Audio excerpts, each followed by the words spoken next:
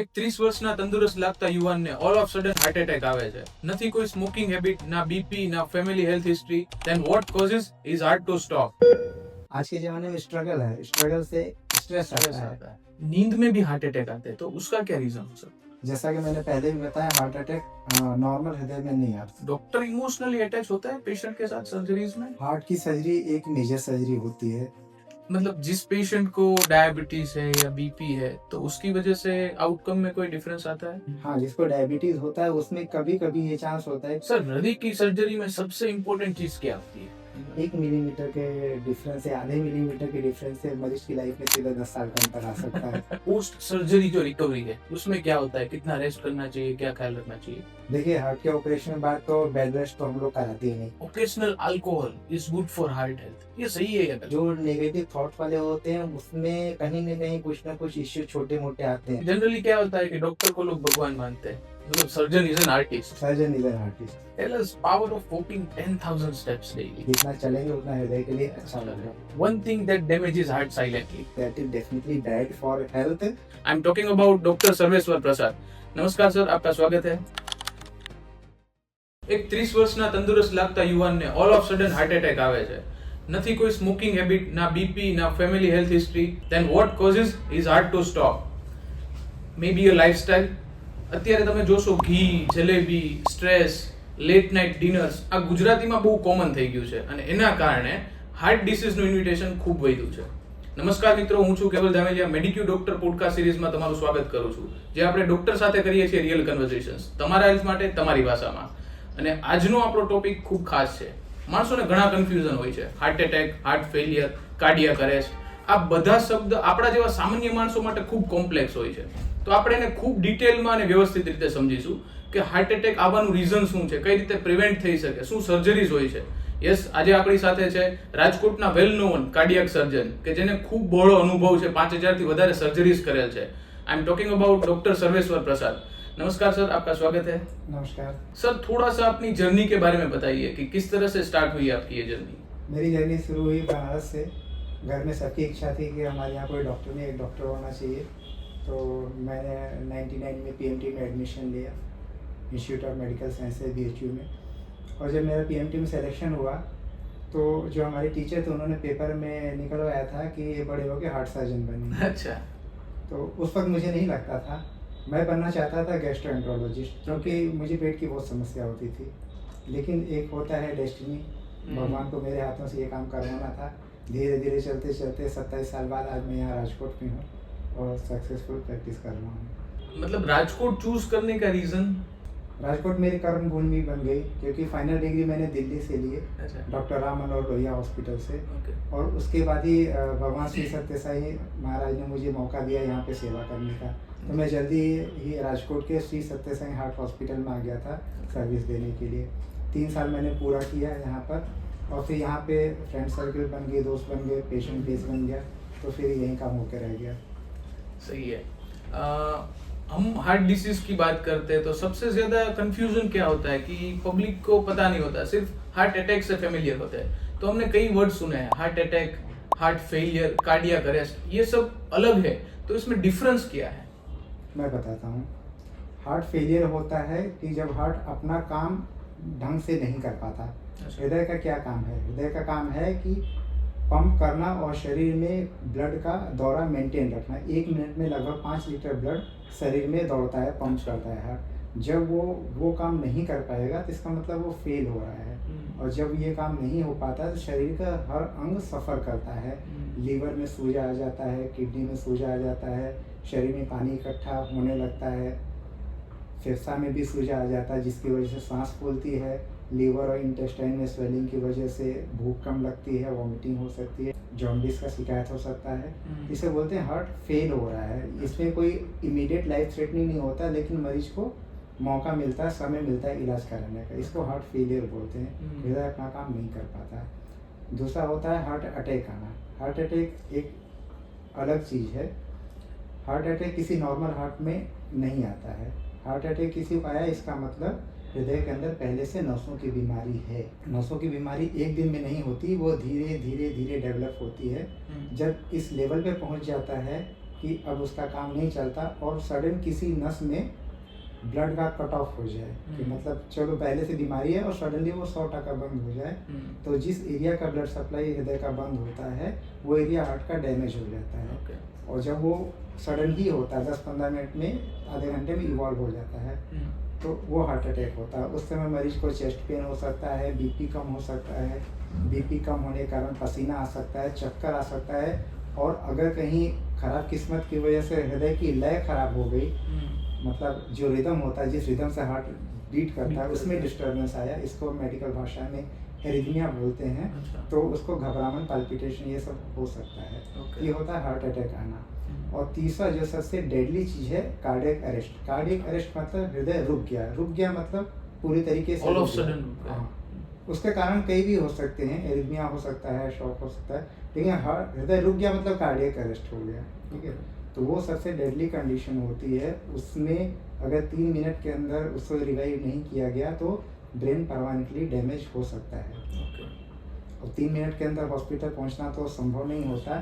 तो इसीलिए आजकल पब्लिक को, पुलिस वालों को, ट्रैफिक पुलिस का, सबको सीपीआर का एजुकेशन दिया जाता है, कार्डियो पल्मोनरी रिससिटेशन। अगर किसी को कार्डियक अरेस्ट हुआ और हम बगल में हैं, हमको इतना नॉलेज है, सबसे पहले तो डायग्नोज करना हाँ इसको कार्डियक अरेस्ट ही है, और अगर है तो इसके हार्ट को ऊपर से कंप्रेशन दे के, सीपीआर दे के तुरंत रिवाइव करने चाहिए, या एटलीस्ट जब तक एम्बुलेंस ना आए तब तक हम उसको लगे रहना पड़ता है 20 मिनट, आधे घंटे, ताकि प्रॉपर मेडिकल सर्विसेज के पहुंचने तक हम उसके ब्रेन को और बॉडी को जिंदा रख सकें।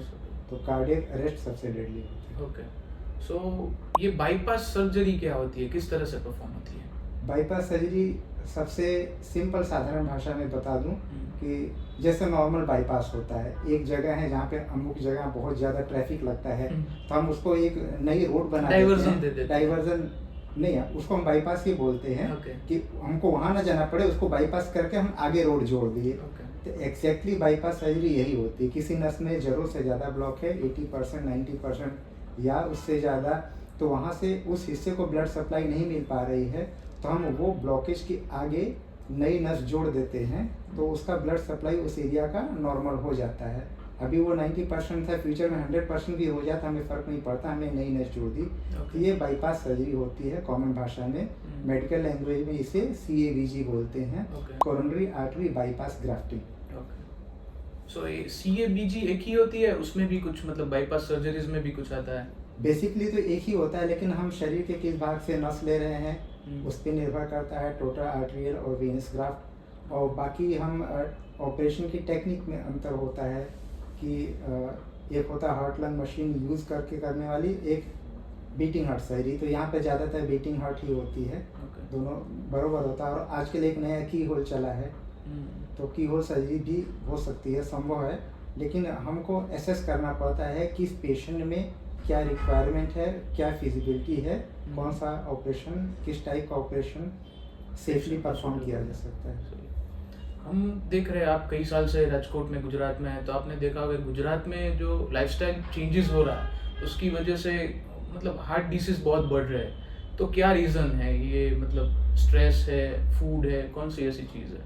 ये लाइफस्टाइल चेंज बोलते हैं। तो लाइफस्टाइल चेंज में आपका सब कुछ आ जाता है, खाने पीने का स्टाइल, सोने जगने का स्टाइल, काम करने का तरीका, अननेसेसरी स्ट्रेस, ये सब कुछ ही आ जाता है। और ये जो अपनी लाइफस्टाइल है, ट्रांसपोर्ट का तरीका, सब कुछ आ जाता है। ये पिछले 20-25 साल में बहुत तेज़ी से बदल रही है, हम भी देख रहे हैं। तो उसकी वजह से धीरे धीरे, मैंने बताया पहले ही कि ये क्रोनिक डिजीज़ है, धीरे धीरे प्रोग्रेस करती है। लाइफस्टाइल भी एक दिन में नहीं बदली है, पिछले 20-25 सालों में काफ़ी बदलाव हुआ, तो उसकी वजह से हार्ट डिजीज बढ़ रही है।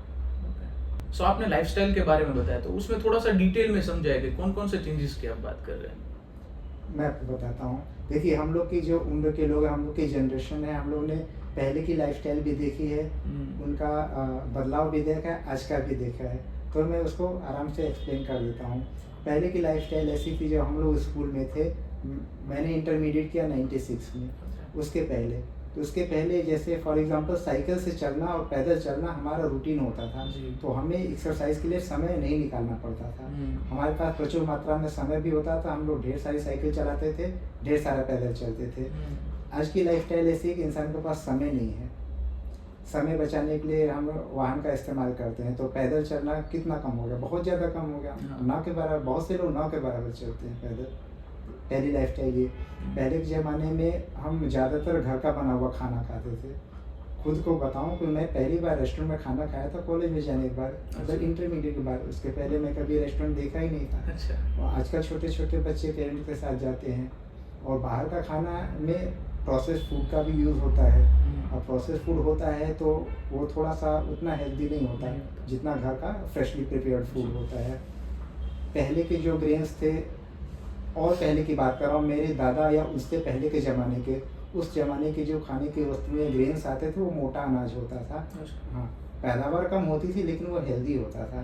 तो पैदावार बढ़ाने के लिए साइंटिस्ट लोग ने रिसर्च किया, पैदावार तो बढ़ गई, लेकिन आज हमारे पास खाने के लिए गेहूँ और इस तरह के अनाज हैं जो उतने हेल्दी नहीं हैं, जो ज़्यादा शुगर को बढ़ाते हैं। और ठीक है, तो ये लाइफस्टाइल में जैसे जो फूड इंडस्ट्री में रिवोल्यूशन है वो बहुत ही उतना हेल्दी नहीं है। रिवोल्यूशन इसलिए कि बहुत ढेर सारे पैकेज फूड आने लगे हैं, ढेर सारे रेस्टोरेंट खुल गए हैं, बेकरी खुल गई है, खाने के लिए इतना आइटम है, इंसान अपने आप को रोक नहीं पाता। लेकिन सब प्रोसेस और अल्ट्रा प्रोसेस फूड है which contain lot of fat and lot of sugar, ये उतना हेल्दी नहीं है। ये हमने दूसरी बात कर ली खाने की। तीसरी बात करें स्ट्रेस की, तो जब हमारे ज़माने में, पहले के ज़माने में इंसान के पास एक्सेप्टेंस था, सिंपल सी लाइफस्टाइल थी, उतना कम्युनिकेशन नहीं था, एक फिक्स रूटीन था, और इंसान फ्रेंड्स के साथ, फैमिली के साथ खुश रहता था। फिर मोबाइल आया, कम्युनिकेशन टेक्नोलॉजी आई, उससे ये एक्सपेक्ट किया गया कि सुविधा बढ़ेगी। हाँ, सुविधा बढ़ी, समय बचा, लेकिन इंसान ने अपने आप को इतना व्यस्त कर लिया, इतना बिजी कर लिया, तो समय बचने के बजाय समय कम हो गया। आज किसी के पास समय नहीं है, लोग इधर से उधर भागते रहते हैं। पहले के समय में एक्सेप्टेंस था, जो भी है इंसान उसको एक्सेप्ट कर लेता था। आज के ज़माने में स्ट्रगल है, स्ट्रगल से स्ट्रेस आता है। तो ये स्ट्रेस की बात होगी, समय की बात होगी। और पहले के ज़माने में सोने उठने का समय फिक्स था, ये बहुत बड़ी बात है। इंसान दिन भर मेहनत करता था, अच्छे से मेहनत करता था, और शाम को समय पे खाना खा के समय पे सो जाता था, क्योंकि उसके पास करने के लिए कुछ होता नहीं था। और अभी क्या होता है कि दिन भर इंसान जगता है और रात में भी काफ़ी देर तक जगता है। तो ये जो रेस्टिंग पीरियड है, प्रॉपर स्लीप ना आना, ये भी एक प्रॉपर उसकी वजह बनता है।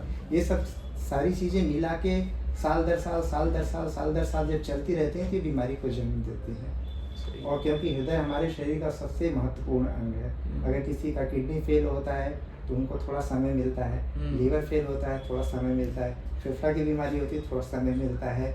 लेकिन अगर हार्ट में बीमारी हो जाए तो समय मिल भी सकता है, लेकिन अगर किसी को साथ में तो समय नहीं मिलता तो हृदय पे असर वो ज़्यादा प्राणघातक हो सकता है। तो आपने जैसे स्ट्रेस और लाइफस्टाइल की बात की, तो हम देख रहे हैं कि जो यंग एज में, मतलब अंडर 40s है, उसमें भी हार्ट अटैक या हार्ट डिसीज के जो तादाद है वो बहुत बढ़ रही है। तो यही रीज़न है या इसमें भी कुछ अलग है? नहीं, यही रीज़न हो सकता है। आप कंपेयर करें, अगर आज कोई 60 साल का है तो उसने अपनी ज़िंदगी के शुरुआती के 40 साल बहुत शांति से गुजारे होंगे, लेकिन अगर कोई 30 साल का है तो उसकी लाइफ में स्ट्रगल तो 10 साल से शुरू हो गया होगा ना। क्योंकि हमारा एजुकेशन सिस्टम भी चेंज हो गया, कंपटीशन भी बढ़ गया, बच्चों को पहले से स्ट्रेस होने लगा, ज़्यादा नंबर लाने, ये करना वो करना है, तो उसकी लाइफस्टाइल पहले से चेंज हो गई है, तो बीमारी का असर भी उसको जल्दी ही होगा ना। ये जस्ट सिंपल मैथमेटिक्स आप समझ सकते हैं, कैलकुलेशन। क्योंकि हम देखते हैं अभी 25-30 साल के जो लोग होते हैं वो भी बीपी, डायबिटीज से पीड़ित होते हैं। तो वो हम देखते थे कि भाई 50, 55, 60 की उम्र में जो चीज़ आती थी वो भी 30 की एज में आ रही है। तो मेजर जो शिफ्ट है वो दिख रहा है।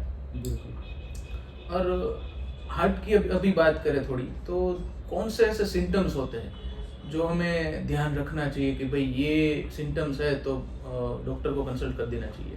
सिम्टम जानने के पहले हम एक बात ये भी जान लेते हैं कि कौन रिस्क पे होते हैं। अच्छा, ठीक है, तो हम रिस्क फैक्टर की बात कर ले तो रिस्क पे वो लोग होते हैं जिनकी एक फैमिली हिस्ट्री होती है। इसके परिवार में है, परिवार में किसी को डायबिटीज़ है, बीपी की दवाई चल रही है, या किसी का पहले भी हार्ट सर्जरी हो चुका है, किसी एक साइड में मैटरनल साइड या पैटर्नल साइड, या किसी का ऐसा होता है दोनों साइड से गड़बड़ है, तो जिसका दोनों साइड से गड़बड़ है वो बहुत हाई रिस्क पे है। ये हो गया, ये इसको हम मेडिकल टर्मिनोलॉजी में नॉन मॉडिफाइबल फैक्टर बोलते हैं, जिसको आप मॉडिफाई नहीं कर सकते। अच्छा। ठीक है। अगर नॉन मॉडिफाइबल फैक्टर आपका फिक्स हो गया तो आपको मॉडिफाइबल फैक्टर पे काम करना है जो आपके अपने हाथ में है, ठीक है। तो दूसरा जो रिस्क को कंट्रीब्यूट करते हैं इंसान की खुद की लाइफस्टाइल। अगर किसी का फैमिली हिस्ट्री भी है, उसकी खुद की लाइफस्टाइल ठीक नहीं है, अगर उस पर अवेयर है तो उसको ज़्यादा ध्यान देना चाहिए अपने सिम्टम पे। सिम्टम तो अगर होता है तो ऐसे तो हार्ट अटैक तो सडन ही आता है, लेकिन अगर कोई ध्यान दे तो कभी कभी हार्ट में बर्निंग या रिकरेंस, ऐसा एसिडिटी का ही सिम्टम यूजली होता है, काफ़ी माइल्ड होता है। लेकिन अगर कोई ऐसी अनयूजुअल चीज़ हो, अनयूजुअल सीने में जलन हो या जबड़े में पेन हो या घबराहट लगे, ऐसा कुछ हो तो उसको चेकअप जल्दी करा लेना चाहिए।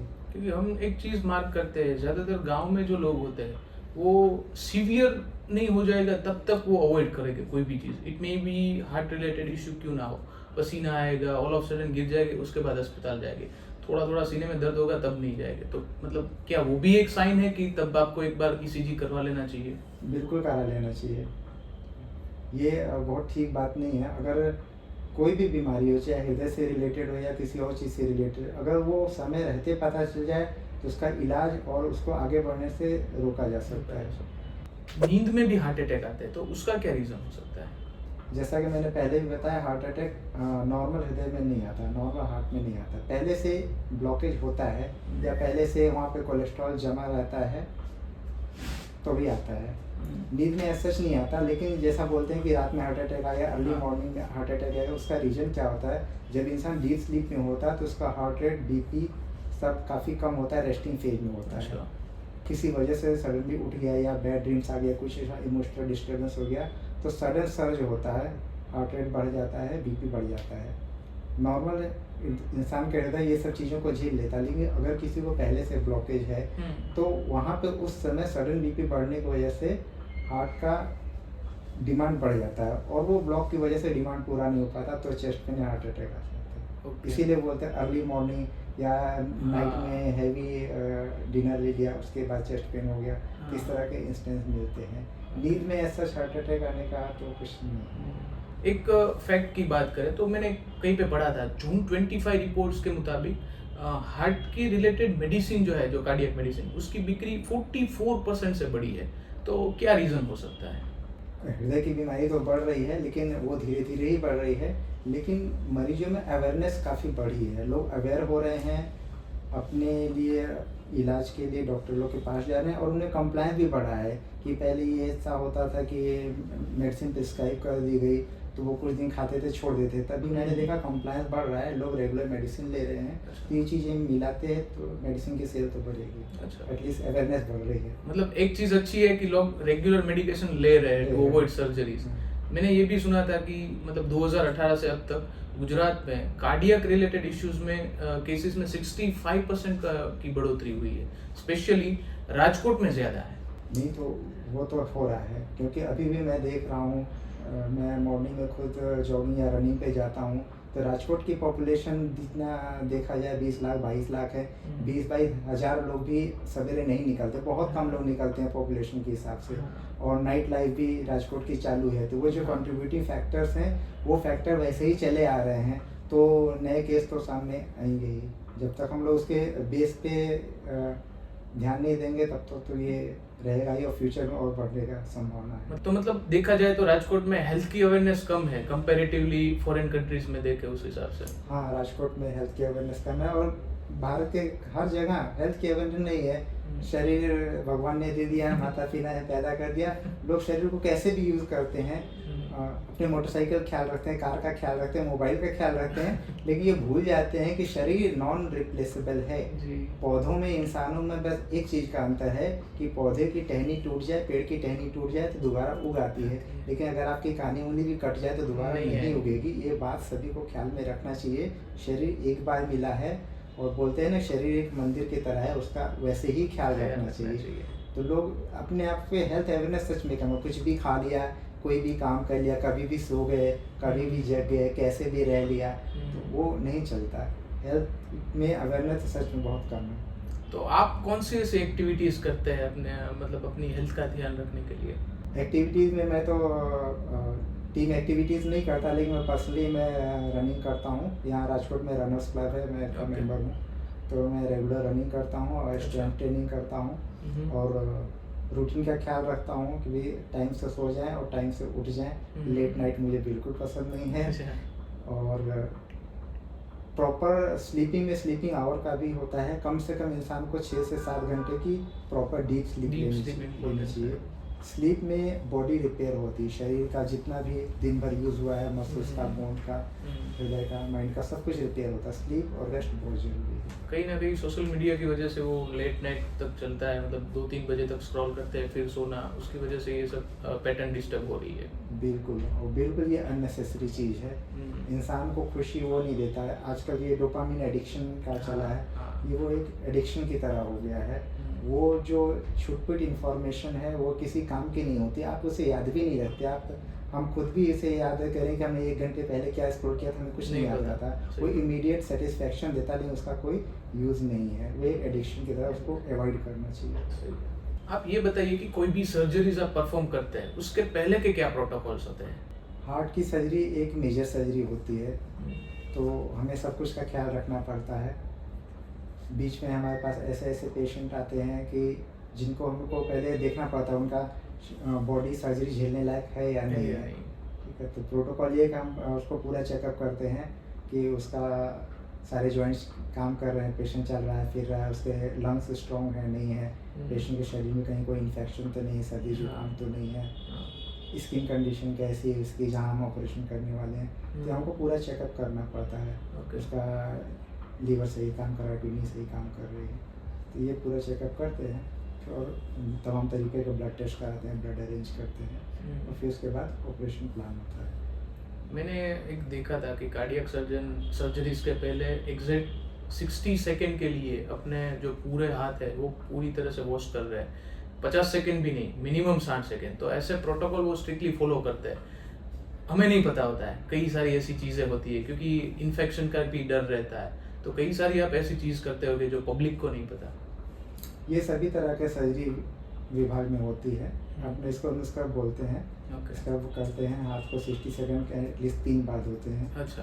और उसके बाद फिर हम लोग स्टेराइल गाउन, स्टेराइल ग्लव्स पहनते हैं। और जब हृदय की सर्जरी होती है, ये सब जनरल एनेस्थीसिया में होती है, पूरी तरीके से बेभान करके होती है, तो मरीज को कुछ फील नहीं होता, कुछ पता नहीं चलता। और ये थोड़ा लेंदी प्रोसीजर होता है। बेभान होने के बाद तमाम तरीके की मॉनिटरिंग लाइंस वगैरह पड़ती हैं। और ऑपरेशन होने में, ख़त्म होने में, depending on the number of graft क्या प्रोसीजर है, 2 से लेकर 4 घंटे भी लग सकते हैं। और ऑपरेशन के बाद भी मरीज को बेहोश करके ही रखा जाता है। जब उसका हृदय अच्छे से काम करने लगता है, पेन वगैरह कम हो जाता है, तो धीरे धीरे होश में लाते हैं और फिर वेंटिलेटर हटाते हैं। ऑपरेशन के बाद 2 दिन तक मरीज आईसीयू में ही रहता है, आईसीयू में ऑब्जर्व करते हैं। लेकिन उसका नेक्स्ट डे से आउट ऑफ बेड चला जाता है, नेक्स्ट डे से उसका चलना फिरना, खाना पीना चालू हो जाता है। ओके। सो रिलेटिव्स की क्या पोजीशन होती है? मतलब जब सर्जरीज में जाते हैं तब रिलेटिव्स आपसे श्योरिटी चाहते होंगे कि भाई क्या गारंटी है कि ठीक हो जाएगा कि नहीं, तब आप क्या करते हैं? गारंटी तो अच्छी खासी होती है, क्योंकि आजकल टेक्निक बहुत ज़्यादा रिफाइंड हो गई है, तमाम तरीके की अच्छी टेक्नोलॉजी आ गई, मशीनें आ गई हैं। और हमारा जो कलेक्टिव इंफॉर्मेशन है एक डिजीज और उसके रिगार्डिंग, वो इंफॉर्मेशन भी बहुत अच्छी हो गई है। तो रिज़ल्ट तो बहुत अच्छे हैं, 99% से ज़्यादा पॉजिटिव रिज़ल्ट मिलते हैं। लेकिन हम लोग इंसान हैं, तो कहीं ना कहीं ये बोलना पड़ता है कि 1% जितना भगवान के हाथ में है। कभी कभी बहुत ख़राब मरीज भी होते हैं, वो सर्जरी के बाद बहुत अच्छा रिकवर करते हैं। और 0.1% कभी कभी अनएक्सप्लेन्ड पेशेंट डाउन भी हो जाता है। क्योंकि हम ऑपरेशन कर सकते हैं, नई नर्व जोड़ सकते हैं, मेडिसिन दे सकते हैं, लेकिन रिकवरी तो मरीज का कुदरती होता है, नेचुरल होता है, जैसे जिसका शरीर बिहेव करे। लेकिन 99.9% अच्छा होता है। डॉक्टर इमोशनली अटैच होता है पेशेंट के साथ सर्जरीज में, या न्यूट्रली होते हैं? होते हैं, लेकिन सर्जरी करने टाइम पे हमारे लिए सब पेशेंट एक जैसा होता है। लेडी है, जेंट्स है, यंग है, ओल्ड है, जो भी उससे हमसे। मैंने अपने मामा जी पे भी बाईपास किया, मामा जी का भी। तो उस वक्त हमको कुछ याद नहीं रहता, हमारे लिए वो पेशेंट ही है। पेशेंट है, चेहरा भी नहीं देखता, सब कुछ कवर रहता है। हमारे लिए बस पेशेंट है, उस समय हमको अपना काम अच्छे से करना है। हमने मतलब अभी एडवांस टेक्नोलॉजी आ गई, तो सबसे ज़्यादा तो मेरे हिसाब से की होल सर्जरीज यूज़ करते होगे। तो वो एग्जैक्टली क्या है, वो थोड़ा समझाइए।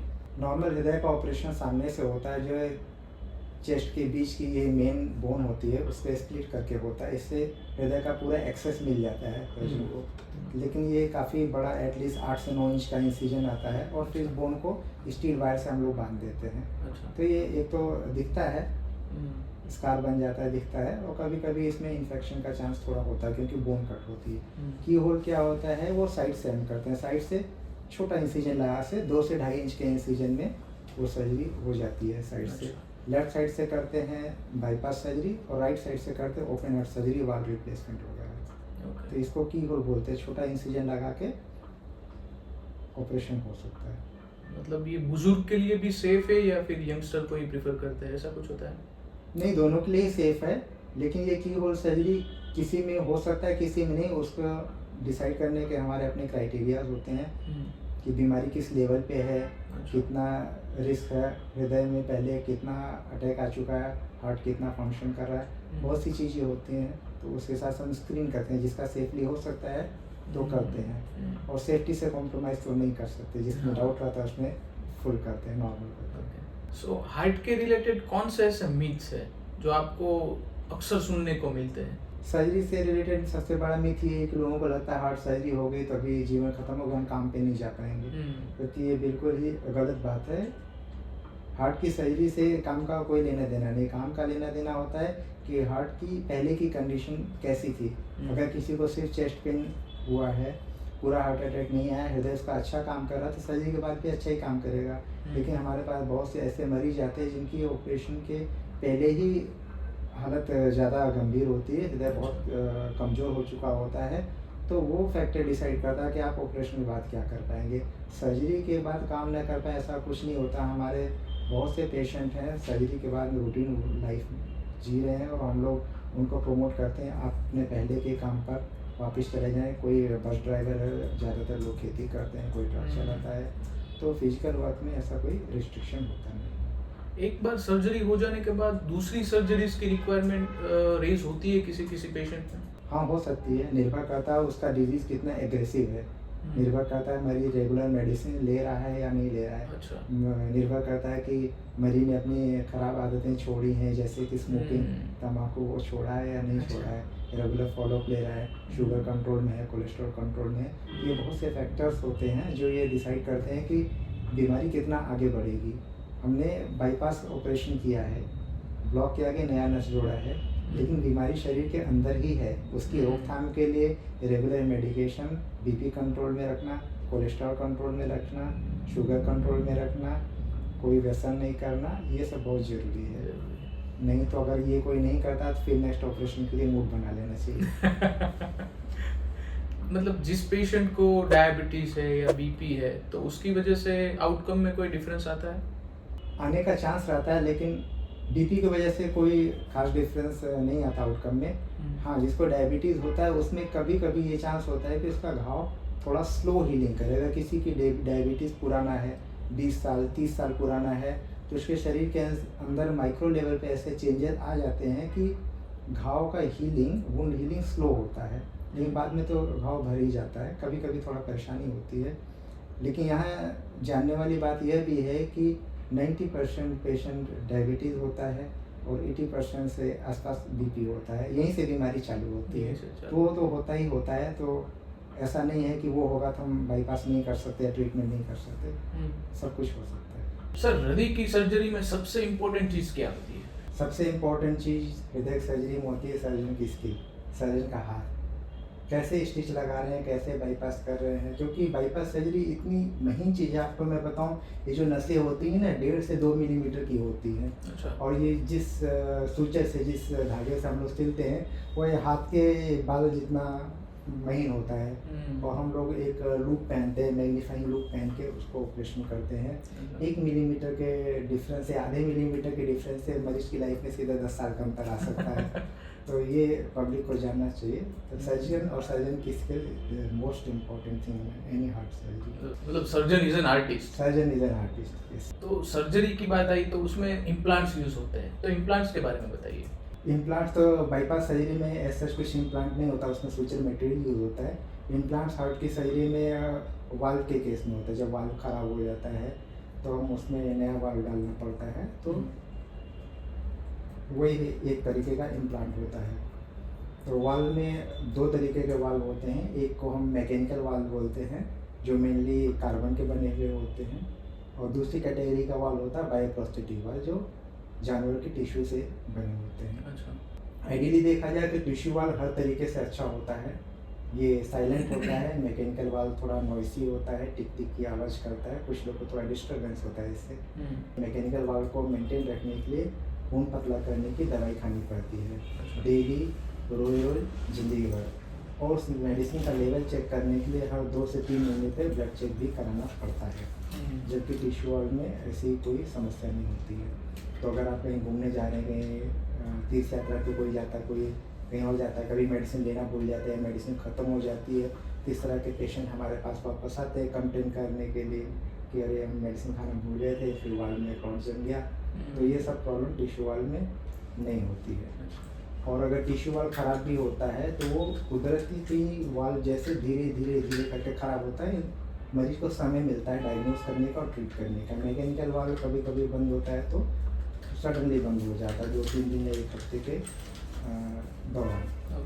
तो हर तरीके से टिश्यू वाल्व अच्छा होता है, बस समस्या ये है कि टिश्यू वाल्व की लाइफ लिमिटेड होती है, और जबकि थियोरेटिकली मैकेनिकल वाल्व की लाइफ ज़्यादा होती है। और टिश्यू वाल्व की लाइफ जो होती है मरीज की एज पे भी डिपेंड करती है कि मरीज का शरीर इस वाल्व से कैसे रिएक्ट करा वाल्व के टिश्यू से।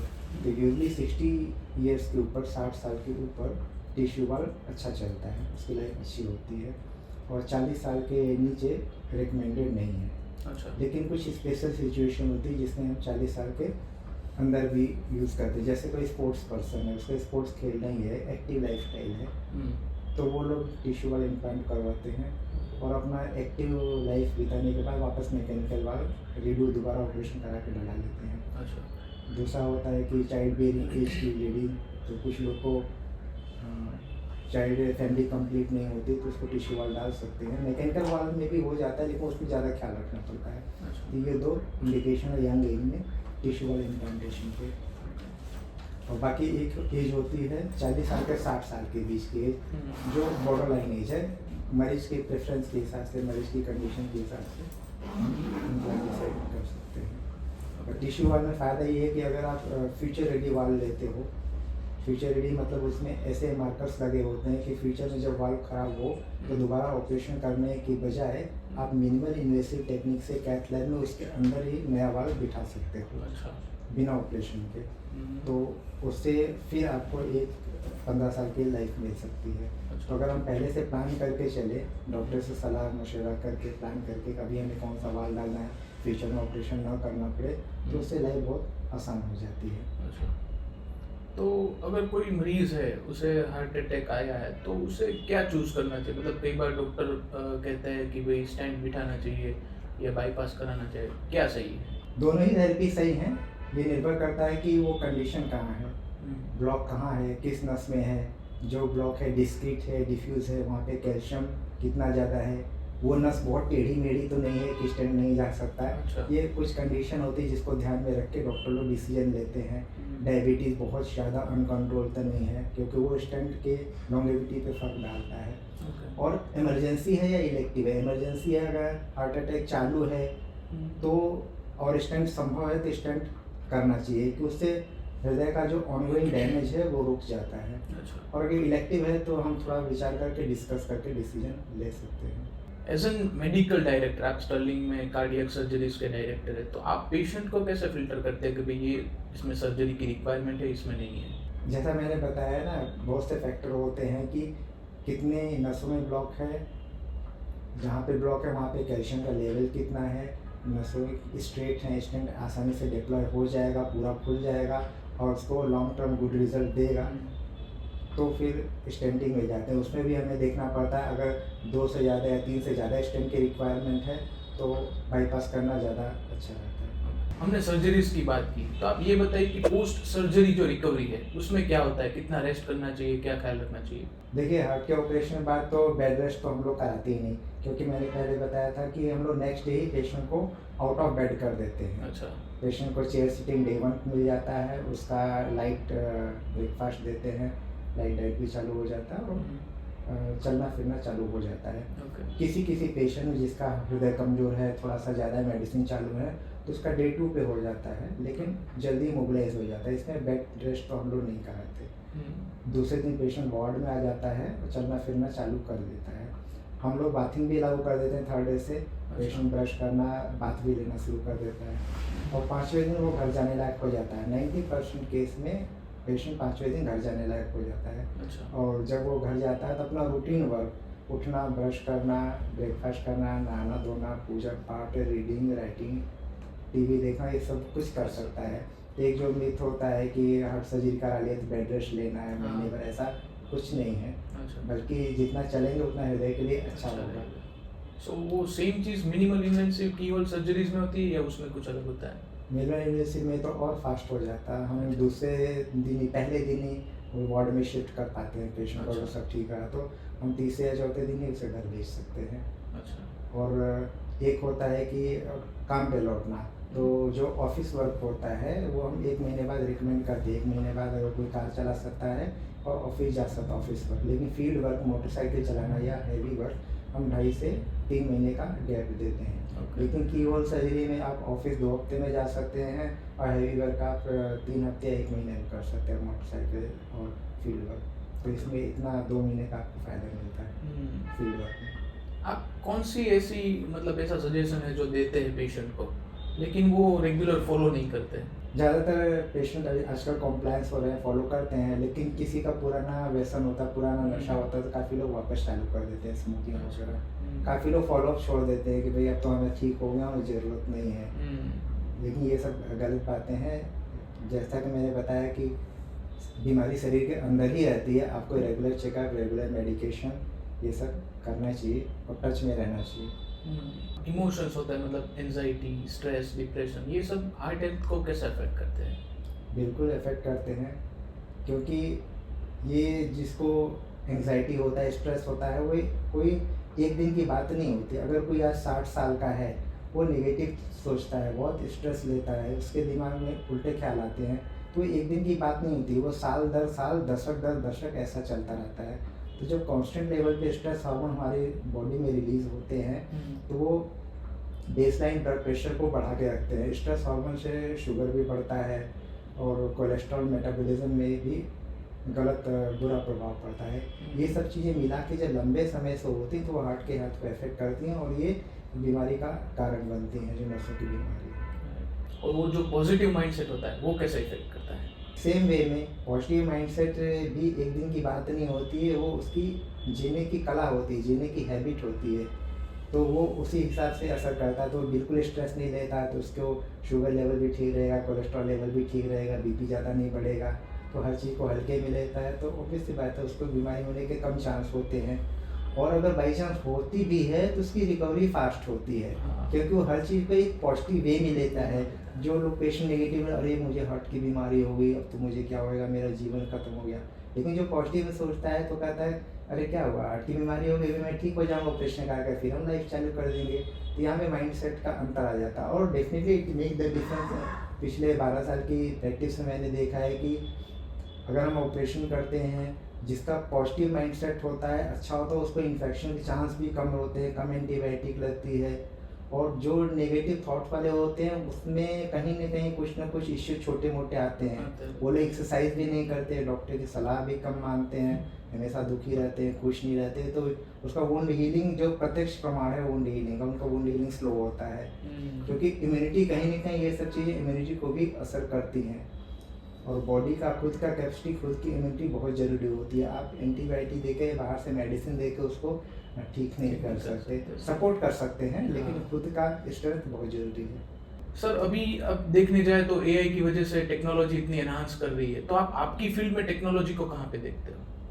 हमारे फील्ड में भी टेक्नोलॉजी बहुत तेज़ी से आगे बढ़ रही है। जैसा हमने बताया कि नॉर्मल ऑपरेशन फ्रंट से होता है चेस्ट बोन को कट करके, फिर एक मिनिमल इन्वेसिव आ गया जो साइड से छोटे इंसिजन से होता है।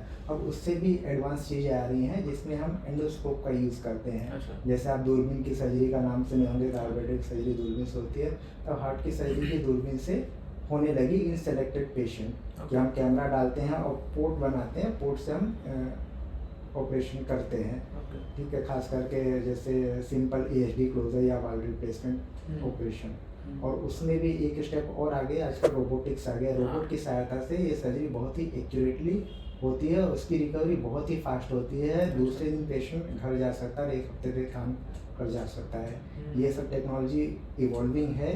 Robotics is the future, but future is here. ये स्टार्ट हो चुका है और अगले आने वाले 3 से 5 सालों में ये चीज़ें और आगे बढ़ेंगी। सो आपने बोला द फ्यूचर इज हियर, तो राजकोट में आ गया है ये रोबोटिक सर्जरी के भी बाकी है? राजकोट में रोबोटिक आया है लेकिन हृदय में नहीं आया है, लेकिन फ्यूचर में जल्दी ही आ जाएगा। ओके। आपने कई सारे पेशेंट देखे हुए, कोई एक स्टोरी बताइए पेशेंट की जो आपको भी मतलब आज तक याद है। मतलब इसमें आप कोई भी ऐसी कोई इमोशनल हो या कोई ऐसा पॉजिटिव स्ट्रॉन्ग बंदा हो, वो स्टोरी तो बहुत सी हैं। बहुत से ऐसे वाल वाले पेशेंट आते हैं जो एकदम एक कदम भी नहीं चल पाते हैं, तब हमारे पास है कि भाई वाल की बीमारी बहुत बढ़ गई है। अचंभा मुझे इस बात का होता है कि वो उसके पहले क्यों नहीं आते और कहते हैं कि जस्ट अभी हुआ है। जस्ट अभी नाम की चीज़ नहीं होती है, बीमारी पहले से होती है। एक पेशेंट ऐसे आई थी, उसको एक वाल इतना सिकुड़ गया था, बैक प्रेशर इतना ज़्यादा था लंग्स में कि वो लेट नहीं सकती थी, लेट ही नहीं सकते थे। लेटते ही सांस फूलने लगती, वो पूरा दिन बैठे रहते, पूरी रात बैठे रहते थे। लेकिन जब उनका ऑपरेशन हो जाता है, वो आराम से सो पाते हैं, तो मुझे बहुत अच्छा लगता है। ये विजिबल चेंज, उनका लाइफ स्टाइल पूरा बदल जाता है। लीवर इतना बड़ा हो जाता है, भूख नहीं लगती है, पैर में स्वेलिंग है, ये सब उनका चला जाता है। तो ये बहुत बड़ा बदलाव है। वाल के पेशेंट बहुत बड़ा। और दूसरा एक होता है टेट्रोलॉजी, जो जन्मजात बीमारी होती है, उसमें जो फेफड़े को लंग्स को सप्लाई करने वाली नस होती है, वो सिकुड़ी हुई होती है जन्मजात, और हृदय के 2 बड़े चैम्बर के बीच में एक होल होता है। तो उसमें मरीज का ऑक्सीजन सेचुरेशन नहीं आता। ऑक्सीजन सेचुरेशन 80% नीचे या 70% नीचे कभी कभी होता है। तो उसके नाखून पूरे ब्लू रहते हैं, बच्चा थोड़ा भी चल नहीं पाता है, थोड़ा भी चलता है सांस फूलने लगती है। तो ऐसे ही रहता है। जब उनका ऑपरेशन हो जाता है और वो अपने हाथ नॉर्मल देखते हैं, नॉर्मल उन तरफ पिंक देखते हैं, उनकी सांस नहीं फूलती है और वो अच्छे से चल पाते हैं, तो वो विजुअल रिजल्ट दिखता है, तो हमको बहुत अच्छा लगता है। ये कहते हैं अरे वाह, अब मैं भी नॉर्मल हो गई, मैं ऑक्सीजन 100% तो आपको भी एक सेटिस्फेक्शन मिलता है, तो बहुत अच्छा लगता है। ऐसा कौन सा ऐसा एक फूड है जो आप सजेस्ट करेंगे that is good for health? ऐसा कोई एक फूड तो नहीं, लेकिन मैं इन जनरल आपको बता देता हूँ। अगर इंसान को लंबे समय तक हेल्दी रहना है तो प्रोसेस्ड फूड अवॉइड करना चाहिए। सिंपल सा फार्मूला मैं बताता हूँ। जो चीज़ पैकेट में आती है, अगर आप उसको अवॉइड कर सकते हैं तो अवॉइड करिए। ये बहुत आसान डिफरेंशिएट करने का तरीका है। फ्रेश फूड खाना है, घर का बना हुआ, जो चीज़ पैकेट में नहीं आता है, ठीक है। और उसमें भी अगर आप चूज़ करना चाहते हैं तो ब्राउन राइस चूज़ करिए, और गेहूं की रोटी की बजाय आप मल्टीग्रेन या फिर जो मोटा अनाज का रोटी होता है वो यूज़ कर सकते हैं। और फूड सप्लीमेंट की बात करें तो उसमें से फ्लैक्स सीड्स यूज़ कर सकते हैं, या फ्लैक्स सीड ऑयल का सप्लीमेंट ले सकते हैं। और कुछ लोग लहसुन का भी प्रयोग करते हैं, ज़्यादा नहीं, लहसुन से कुछ लोग को परेशानी होती है। और भी कुछ एंटीऑक्सीडेंट्स होते हैं, सीड्स वगैरह मिलते हैं मार्केट में, जैसे तरबूज का। अक्सर सुनने को मिलता है कि occasional alcohol is good for heart health, ये सही है या गलत? ऐसा तो अल्कोहल के साथ नहीं है। अल्कोहल तो जो लोग डेली पीते हैं that is definitely bad for health, not heart but liver भी इम्पोर्टेंट है, उसके लिए बैड होता ही है, दिमाग भी इंसान का खराब कर ही देता है। लेकिन अगर किसी को लेना ही है तो I will suggest red wine, not daily, लेकिन उसमें थोड़े बहुत बेनिफिशियल कंपोनेंट होता है जो हार्ट हेल्थ को प्रमोट करते हैं। ओके। आपने 5000 से ज़्यादा सर्जरीज की है, आप अपने आप को कहाँ पे देखते हैं? मतलब एज एन कार्डियक सर्जन आपका जब पहला दिन था और आज आप कहाँ पे देखते हैं अपने आप को? मुझे बहुत सेटिस्फैक्शन फील होता है। डे 1 से ही मेरा यही एम रहता है कि मैं जो भी करूँ पेशेंट के लिए जितना बेस्ट हो सके, अपना नॉलेज गेन करूँ, पेशेंट के लिए बेस्ट कर पाऊँ। उस वक्त मेरे लिए मरीज सिर्फ मरीज होता है। और आज 12 साल बाद भी मुझे इतना गर्व का अनुभव होता है कि भगवान ने मुझे उस चीज़ के लिए सेलेक्ट किया है, उस चीज़ के लिए चूज़ किया है कि मेरे हाथों में ऐसी कला दी है कि मैं उससे लोगों का भला कर पाऊँ। तो मुझे बहुत सेटिस्फेक्शन फील होता है और जहाँ तक हो सकता है कि मैं प्रयास करता हूँ कि मैं ज़्यादा से ज़्यादा लोग की हेल्प कर पाऊँ। जनरली क्या होता है कि डॉक्टर को लोग भगवान मानते हैं, तो जब सर्जरीज के पहले आप जाते हैं तो कई पेशेंट के रिलेटिव आपको मिलते होंगे, इंसिस्ट करते होंगे, तो आपके लिए भगवान का रोल क्या है लाइफ में? मेरे लिए भगवान का रोल है, डेफिनेटली है। मैं ऐसे रेगुलर पूजा पाठ या कर्म कांड तो नहीं करता हूँ, या ये बोलिए कि मेरे ऊपर अंदर उतना ज्ञान नहीं है, अज्ञानी ही समझिए। लेकिन माइंड के बैकग्राउंड में हमेशा भगवान मेरे साथ रहता है। मुझे ऐसा फील होता है कि कोई मेरे साथ है, वो मेरा भगवान से कनेक्शन है। क्योंकि सर्जन लोग ऑपरेशन कर सकते हैं, कट कर सकते हैं, सूचर लगा सकते हैं, फिर से जोड़ सकते हैं। ये जो हीलिंग का पार्ट है, जो रिकवरी का पार्ट है, वो कुदरती होता है, ये नेचुरल पावर के हाथ में ही होता है। और कई बार इतनी ख़राब कंडीशन होती है पेशेंट्स की, तो हम लोग तो जस्ट ऑपरेशन करते हैं, तो रिकवरी तो हमेशा भगवान के हाथ में होती है।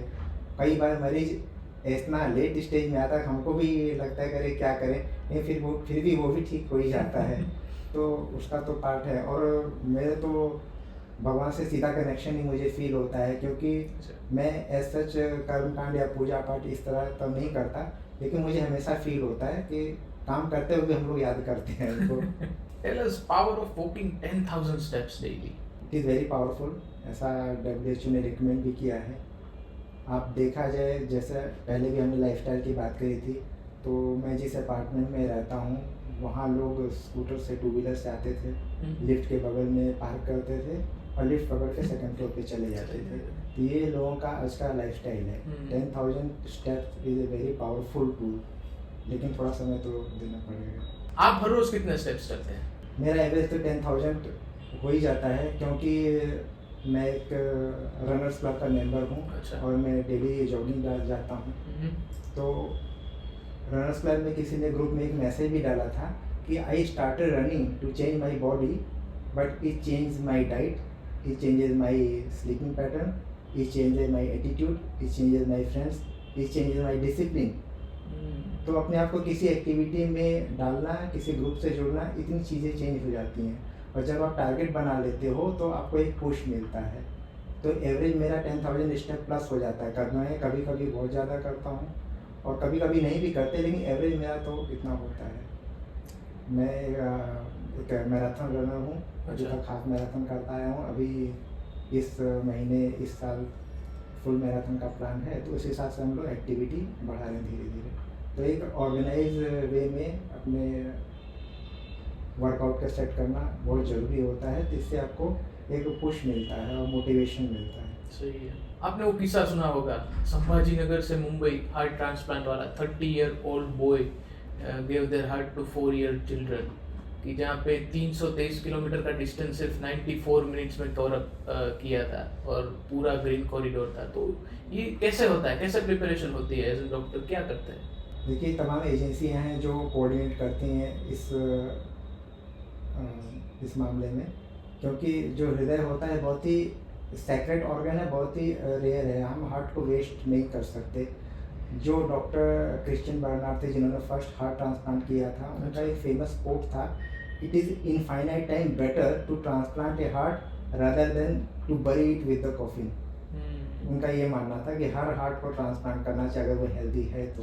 तो उनके सपने को साकार करने के लिए दुनिया में सब लोग काम कर रहे हैं, क्योंकि हृदय का कोई रिप्लेसमेंट नहीं है। अगर वो काम कर सकता है तो उसको यूज़ में लेना चाहिए। गवर्नमेंट की और प्राइवेट तमाम एजेंसियां जो वो फैसिलिटेट करती हैं, ताकि समय रहते वो टाइम से दूसरे सेंटर तक पहुंच सके और इम्प्लांट हो सके और दूसरे लोगों की लाइफ भी सेव कर सकते हैं। एक और किस्सा था, आपने सुना होगा रिसेंटली ऑस्ट्रेलिया का, कि जहाँ पे एक आदमी 105 दिन तक आर्टिफिशियल टाइटेनियम हार्ट से सरवाइव किया, जब तक कि उसे कोई डोनर नहीं मिल गया। तो ये कैसे पॉसिबल है? देखिए, टोटल आर्टिफिशियल हार्ट एग्जिस्ट करता है, लेकिन उसका use as a destination therapy अभी बहुत ही कम है। उसको हम यूज़ करते हैं कि अगर कोई ट्रांसप्लांट के लिए वेट कर रहा है, तो ट्रांसप्लांट हार्ट नहीं मिल रहा, तो उसको यूज़ कर सकते हैं as a bridge tube transplant. क्योंकि टोटल आर्टिफिशियल हार्ट पूरे हृदय को कॉपी कर पाना अपने आप में टेक्निकल चैलेंज है। तो वो संभव नहीं। दूसरी बात ये बताना चाहूँगा, एक डिवाइस आता है जिसको हम वेंट्रिकुलर असिस्ट डिवाइस बोलते हैं। वो एक तरह का छोटा मिनिएचर पंप होता है जो हृदय में डॉक्टर लोग ऑपरेशन के करके लगाते हैं। वो हार्ट को असिस्ट करता है। ये टेक्नोलॉजी इतनी एडवांस हो चुकी है कि इसको as a destination therapy use किया जा रहा है कि आप हार्ट में आप वेंट्रिकुलर असिस्ट डिवाइस लगा देते हैं और इस पर लॉन्गेस्ट सर्वाइवल अराउंड 15 ईयर है। और मरीज का हृदय पूरा बोल गया है, लेकिन वो असिस्ट डिवाइस की सहायता से एक आर्टिफिशियल पंप, एक कुदरती पंप, दोनों मिल के काम करते हैं, तो मरीज का लाइफ काफ़ी एनहांस हो जाती है। तो ये इस पर काफ़ी रिसर्च हुआ, ये काफ़ी सक्सेसफुल है, जबकि total artificial heart as a bridge to transplant use होता है। सर एट द एंड आप यंगस्टर्स को या पब्लिक को क्या मैसेज कन्वे करना चाहोगे? पब्लिक के लिए मैसेज है कि हृदय अपने शरीर का बहुत ही महत्वपूर्ण अंग है, उसके बिना जीवन एक पल के लिए भी संभव नहीं है। तो हृदय का पूरा ख्याल रखना चाहिए। ख्याल कैसे रखना है इस इंटरव्यू में हमने डिटेल में समझा है। और हृदय के अलावा भी अपने शरीर का पूरा ख्याल रखना चाहिए, क्योंकि अगर कोई हेल्दी होता है हर तरीके से फिर भी उसको हृदय की बीमारी लगती है तो उसका इलाज आसान हो जाता है। लेकिन अगर किसी का शरीर ही पूरी तरीके से डैमेज है तो बहुत मुश्किल हो जाती है। हमारे पास बहुत से ऐसे पेशेंट आते हैं जो बहुत ज़्यादा स्मोकिंग करते हैं, जिनका डायबिटीज बहुत अनकंट्रोल्ड है, हाइट के हिसाब से वजन बहुत ज़्यादा है, शुगर बहुत अनकंट्रोल्ड है, लेट स्टेज में आते हैं, तो हमको भी ये कहना पड़ता है कि भाई आपका तो भगवान ही मालिक है। तो उस स्टेज पे कभी भी नहीं पहुंचने देना है। जहाँ तक यंगस्टर्स की बात है, भाई आप लाइफ जियो, एंजॉय करो, बट टेक प्रॉपर केयर कि आपकी लाइफस्टाइल ऐसी ना हो कि आपके शरीर को नुकसान पहुंचाए। आपको एक बैलेंस क्रिएट करना है और बैलेंस में 3 ही चीज़ आती है। एक प्रॉपर रेस्ट, आप टाइम से सोइए, टाइम से उठिए। महीने में 1 बार 2 बार लेट नाइट हो गया चलेगा, लेकिन डेली जब हर महीने, हर साल दर साल होगा तो वो नुकसानदायक है। खाने की भी बात हो जाती है कि आप processed, ultra processed food avoid करिए।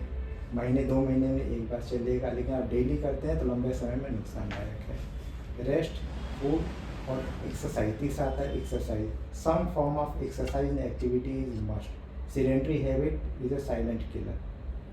और जब आप ये सब काम करेंगे तो आपका स्ट्रेस नेचुरली कम हो जाएगा। आप काम करिए, हैप्पी रहिए, फ्रेंड के साथ रहिए, मोबाइल को कम समय दीजिए। बस यही मेरा मैसेज है। Thank you. थोड़े से अभी हम जो क्वेश्चन है वो देखते हैं रैपिडली, आपको बहुत शॉर्ट में आंसर देना है। One thing that damages heart silently, stress. Which is more deadly, stress, smoke और शुगर? तीनों इक्वली हैं।